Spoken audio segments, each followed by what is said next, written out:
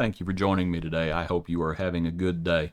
I would like to look in 1 Samuel today. I'd like to look at the account when David spares Saul's life. He does it more than once, actually. And the hymn we're going to consider today is the hymn Just a Closer Walk with Thee. We might think about David as he's described as being a man after God's own heart. I am weak, but thou art strong. Jesus, keep me from all wrong. I'll be satisfied as long as I walk, dear Lord, close to thee. Just a closer walk with thee. Granted, Jesus is my plea. Daily walking close to thee. Let it be, dear Lord, let it be. Let's look at our passage now. This is the first time that David spares Saul. Verse 1, Now it happened when Saul had returned from following the Philistines, that it was told him, Take note, David is in the wilderness, in a certain place. Then Saul took 3,000 chosen men from all Israel, and went to seek David and his men on the rocks of the wild goats. So he came to the sheepfolds by the road, where there is a cave, and Saul went in to attend to his needs. David and his men were staying in the recesses of the cave. Then the men of David said to him, This is the day of which the Lord said to you, Behold, I will deliver your enemy into your hand, that you may do to him as it seems good to you. And David arose and secretly cut off a corner of Saul's robe. Now it happened afterward that David's heart troubled him because he had cut Saul's robe. And he said to his men, The Lord forbid that I should do this thing to my master, the Lord's anointed, to stretch out my hand against him, seeing he is the anointed of the Lord. So he restrains his servants from doing any harm to him. I think it is interesting. I want you to look.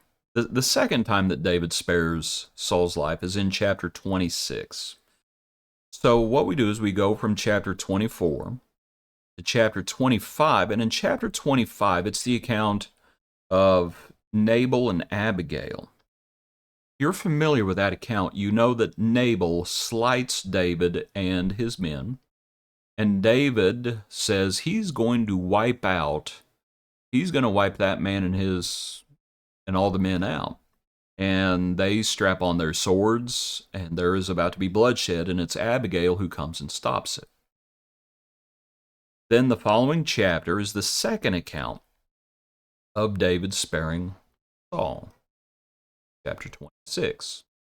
In the field, while Saul and the soldiers sleep. Let's come back to chapter 24 and make a point.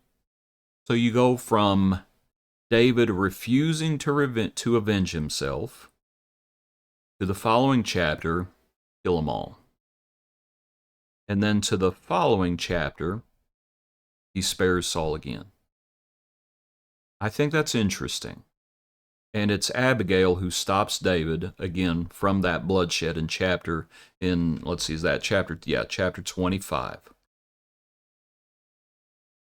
David, the man after God's own heart. And I just think it's interesting that we go from mercy to being unmerciful to being merciful once again. Not to say that he wasn't merciful to Nabal. Again, he was persuaded to be merciful. It's one thing, perhaps, when you're in this big situation, like the king's trying to kill you, and he sees Saul as the Lord's anointed. I believe he refers to him. But Nabal, who's he? And David was the man after God's own heart, but there were times where he would be persuaded, I think, to be a man after God's own heart. It's just an interesting account to look at it that way. mercy, merciful, unmerciful, merciful. So we'll talk more about Abigail tomorrow in that account. But here, and let's just now look at this passage. What is what is David's reasoning? It says it's not his place.